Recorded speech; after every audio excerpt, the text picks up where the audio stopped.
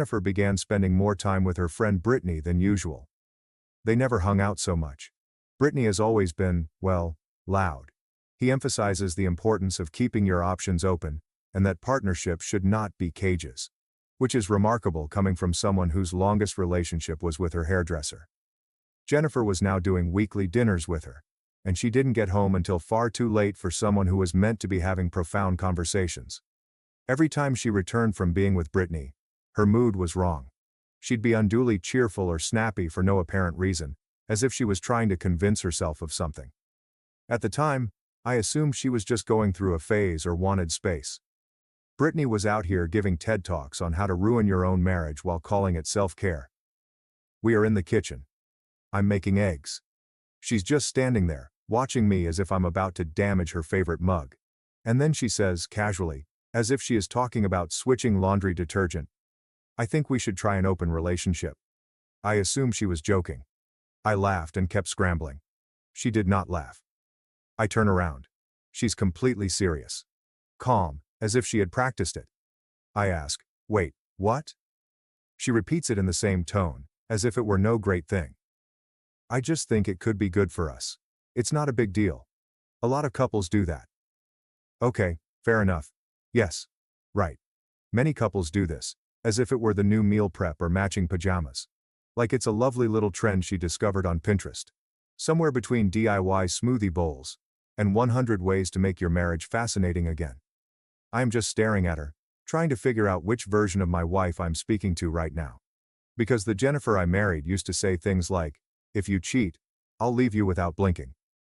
Now the Jennifer in front of me says, "Hey, what if we just schedule that cheating instead?" So I lean back against the counter and ask, "Where's this coming from?" She gives me one of those, "This is just how I feel right now," shrugs. I've been reading a lot about it. Britney's in one. She says it's changed her life. Ah, there it is. Britney. Of course. That same Britney who believes that every terrible decision is liberating and previously said that monogamy was a systemic tool. The same Britney whose notion of emotional growth is to join a new dating app every month and label it self-exploration. I do not even respond. I simply return to the pan and flip the eggs. Meanwhile, she is still going. It's about growing as individuals, about learning more about ourselves and still choosing each other.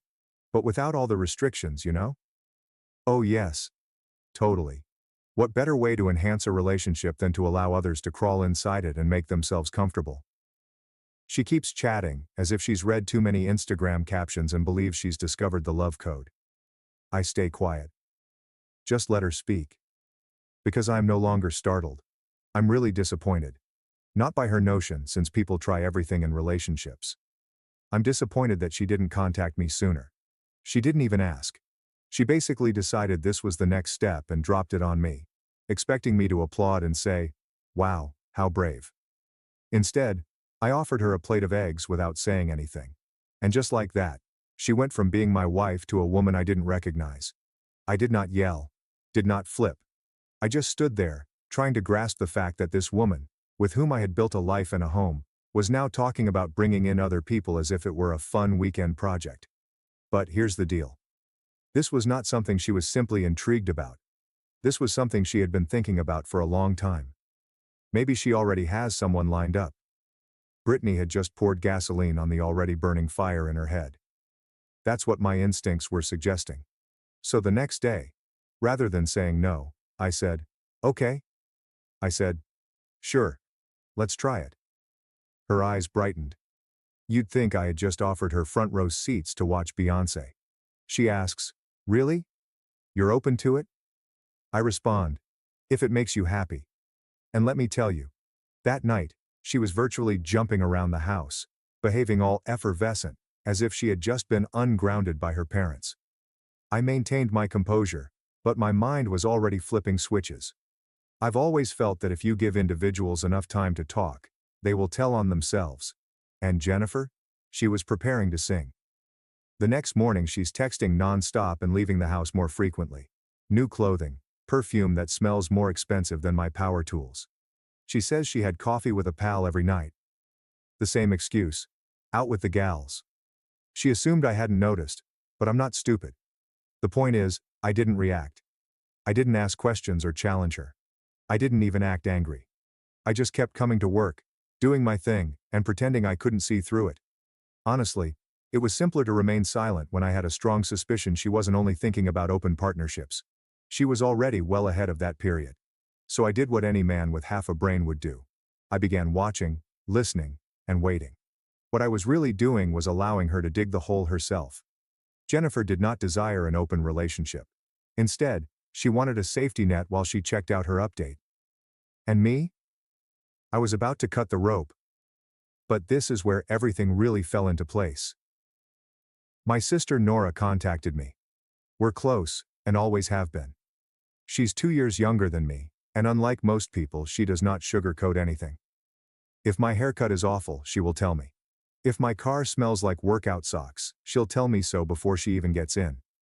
So she texts me out of nowhere. Can we talk? It's about Jennifer. I tell her, yeah, come by the house.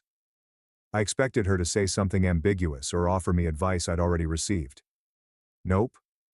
Nora entered like a sledgehammer. She entered, sat down, and left. Leo, I know you think you're handling this whole open relationship thing like a champ, but I need you to know, Jennifer is already cheating on you. That caught my interest. I inquired how she knew. She pulls out her phone and shows me a screenshot of a group conversation she had with a girl who used to hang out with Jennifer and her friends. Jennifer reportedly told her staff during her trip that she had met someone with potential. According to the texts, Jennifer had already been chatting to a wealthy man before the girls' weekend. A CEO of a tech firm who drives a high-end automobile, travels for networking, and has 3 pairs of eyeglasses worth more than my truck. I was correct. She was already thinking about someone. One of the texts literally said, if I play this right, I won't have to worry about money again. Jennifer was talking about some guy as if he were a lottery ticket. I sat there for a second, trying to take it in.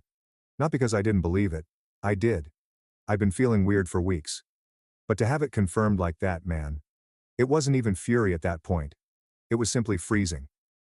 Nora replies, I wasn't going to say anything at first, but watching you just let her walk all over you made me sick. I appreciated it more than she realized. I told her not to tell anyone else. I wasn't prepared to respond yet. Not publicly anyhow. Because when someone demonstrates their abilities, it is wise to allow them to continue. Allow them to get comfortable. Let them believe they are winning. Makes it a lot easier to set up the ending. Now that I understood what I knew, everything made sense. The open relationship pitch was a tactic. Jennifer sought permission to sleep with Mr. Executive but not appearing to be the bad guy. She wants freedom without consequences. And me? I was just meant to play along, maybe see a female or two, let Jennifer have her fun with Rich Boy, and then either gently fade out or wait for her to make a decision. Yeah. This is where things took a turn. I began paying attention to Evelyn. Now let me clear something. Nothing happened to Evelyn during this entire time. Not even a tiny amount. Evelyn isn't the type of woman to fling herself at anyone. She's intelligent and well-dressed, and she was aware that things were chaotic, so she maintained a respectful attitude. But following the open relationship revelation, I began to reflect on all of those instances again. The way she stared at me while I was repairing our porch railing last year. She stayed behind to assist me clean up after Jennifer's birthday meal. She didn't flinch or gossip when things between me and Jennifer became tense. Then she texted me. Just a simple, hey, how are you holding up? I had no idea how to respond. I had just said, still breathing. She responds, you don't deserve to be treated like this. I've seen what's going on. You deserve way better. That one landed differently. It was the first time someone had stated it. Everyone else simply danced around it. But Evelyn called it as it was. After that, I started to think differently. I wasn't just the person attempting to remain cool anymore. I was the man who was plotting something. Not for the purpose of vengeance, but because I refused to let someone steal and destroy all I constructed while they shopped for upgrades. And yes, I did something next. The point is, I didn't have to pull off anything dodgy. All I had to do was start out very casually, bringing Evelyn into the picture more. It started little. She stopped by to retrieve a jacket she had left at our place. I asked if she'd want to stay for coffee. She answered, sure. We talked for about 20 minutes about work, life, and how she was tired of the continual turmoil Jennifer was dragging her into. She claims Jennifer craves turmoil, and then becomes enraged when things get dirty. I said, "Yeah, welcome to my world." After that, I didn't have to try too hard. Evelyn has recently begun to appear more frequently, sometimes to drop off items, sometimes to chat while I was outside working on the vehicle. She would hand me tools, hold a flashlight, and inquire about the components. Most women would be completely bored watching a man tinker with rusty bolts. Evelyn truly listened. Meanwhile, Jennifer began to notice.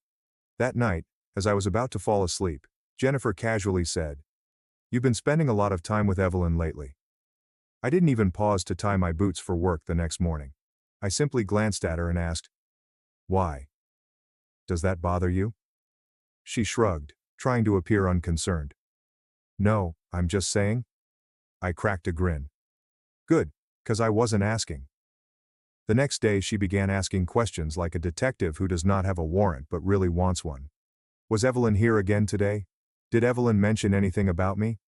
Why is Evelyn texting you so much? I initially played dumb. She just stated that she had stopped by or wanted to borrow the drill, which was correct. Evelyn borrowed my drill once. Who knows if she truly used it, or was simply trying to rattle Jennifer. In any case, the purpose has been completed. This is where things became pretty evident. Jennifer stopped seeing the CEO guy. She stated he became too intense, and she wanted space. She attempted to reattach herself to me. I started preparing more dinners. He started calling me babe again, as if it would erase everything. I returned home from a supply run one night to find her having a romantic meal. I go in and ask, "Is it someone's birthday?" She smiles and replies, "No, I just thought it'd be nice for us to spend some time together." Just like old times, right? Old times. Before she tried to sell off our marriage for a fellow who presumably wears a fragrance named Liquidity. I sat down, ate quietly, and then added, "Evelyn mentioned you make a good mushroom risotto." She froze. Her whole face twitched, as if her circuits had overloaded. "You talked to Evelyn about this?" "Yes. She mentioned that she used to help you with this recipe." Jennifer strained a smile so hard that I thought her cheeks might snap. After that supper, things only got worse. She began hovering, following me around the house, asking what I was doing, who I was texting, and if Evelyn had said anything new.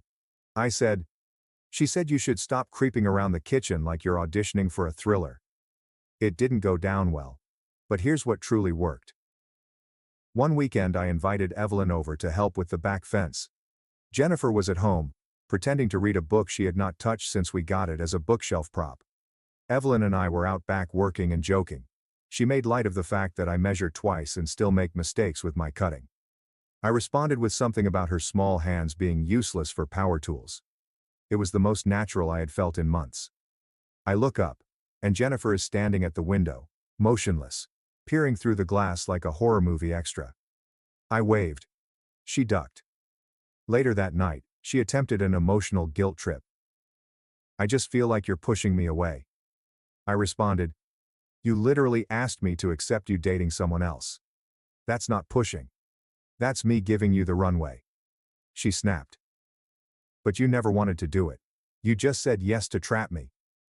I responded, "No, I said yes because I wanted to see how fast you'd crawl to someone else." It turned out to be faster than Prime. She stormed off. The next day, Evelyn texted me. "She called me this morning, wanted to talk. She's losing it." I answered, "Good. Let her." She asked for openness. She's about to discover what locked doors feel like. Jennifer believed she was in control. She assumed I'd be too ignorant, passive, or loyal to do anything but wait around. She didn't realize I was already laying the basis. After that, things changed. Evelyn and I were not just talking anymore. Something has changed between us. I could feel it, and I'm quite sure she could too. It was not forced. It was not rushed. It simply made sense. So I invited Evelyn to supper. Not out. At my house. She brought over some homemade lasagna. Full layers, absolutely crisp on top, and smelled like true comfort. And reportedly, Evelyn can cook like a magician too. We sat at the kitchen table. Plates full. Laughing about ridiculous things. There is nothing forced or phony. Just two folks who had been through enough to deserve a calm evening. It felt insanely right. Halfway through dinner, I glanced at her and said, "I don't want to play games anymore." She halted, set down her fork, and looked at me as if she'd been waiting for that line all night. "Neither do I," she replied. There was this brief moment of silence, as if everything had slowed down. And then she said, "I should probably tell you something." I raised my eyebrow. She smiled. Not smugly, but as if she was finally done holding it in. "I've always liked you, Leo. Even back when you and Jennifer first got together. I never said anything because, well, you were taken. And I don't mess with taking. But I saw how you treated her. How steady you were. The way you built things. Not just with your hands, but with your loyalty. And I guess I always wondered what it would be like if someone like you picked me." I said nothing at first. Simply let it sit there. Not because I was surprised, but because it was refreshing to finally hear something honest. I looked at her and said, "Well, I'm picking you now." No more guessing. She nodded and locked eyes with mine. "So we're doing this?" I inquired. She smiled big, without hesitancy. "Yeah. We're doing this." That was it. No games, strange conditions, or emotional gymnastics.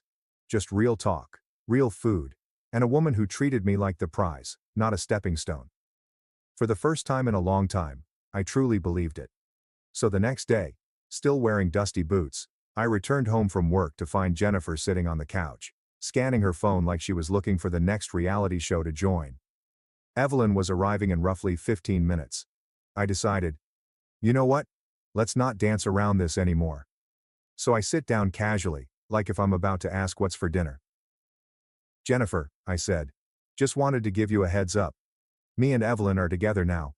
We're official." She stops mid-scroll. "You're kidding." "Nope." "With Evelyn? My best friend?" I nodded. "Well, you gave up exclusivity, remember? I'm just doing what you encouraged. Exploring." She stood up so quickly that the couch certainly required therapy. "You're disgusting. I cannot believe you would do this to me, with her. What kind of man?" I cut her off, cool and direct. "I'm the kind of man who gave his wife the chance to be honest. Who stood by her while she ran around with a CEO, like our marriage was just her backup plan. You didn't just leave the door open, Jennifer. You kicked it off the hinges." She begins pacing and yelling, throwing in every slur she can think of. Evelyn is called a fake, I'm a traitor, and we're accused of conspiring behind her back. Then she calms down and says, "I've been thinking, and I don't want an open relationship anymore. I want to go back to how things were." As if that were some simple switch we could turn off. Like, oops, my mistake. Let's go back to the bit where I tried to sleep my way into a financial upgrade. I stared at her for a second, allowing the stillness to do the heavy lifting. Then I looked her full in the eye and replied, "Yeah, I've been thinking too. And I want you to start packing. Have you ever seen someone blink so fast that they appear to be buffering?" That was her. Completely caught off guard, as if the math did not match in her head. "You're not serious," she replies. "Oh, I'm serious. Expect your divorce papers." And she staggered back a step, as if she had just realized the earth was not flat after all. "You're divorcing me?" she asks, sounding like the victim in a bad drama. As if I were the first one to step out. So I stated it clearly and sharply. "No, Jennifer. I'm divorcing the version of you that forgot what commitment meant. The version that thought love was something you upgrade from when someone flashier comes along. The version that tossed loyalty in the trash the second it stopped being exciting for you." She opens her lips to argue, but I continue. "You wanted options. You explored them. And now that the guy with the Tesla doesn't call you anymore, suddenly you remember I exist? Nah. You don't miss me, Jennifer. You miss the guy who stuck around when you didn't deserve it." Still blinking. Still attempting to resurrect the fantasy she was living in. "You said you wanted freedom, remember? Well, congratulations. You're free now. Free from this marriage. Free from this house. Free from pretending like you didn't know exactly what you were doing." She said nothing for around 30 seconds. She just stood there, arms crossed, trying to figure out which angle she hadn't attempted yet. Then, in the most wretched voice I've ever heard, she says, "Can't we at least talk about this?" So I leaned forward, my voice soft yet plain as day. "We did talk about it. Back when you asked to make our marriage a community project. And you decided back then that I didn't matter. So now, I'm just agreeing with you." And I walked by her calmly. No yelling. No hurling anything. "There's the real conversation, Jennifer. Go ahead and start packing before I get back. And don't bother trying the sympathy angle. You left that behind with your dignity when you picked a CEO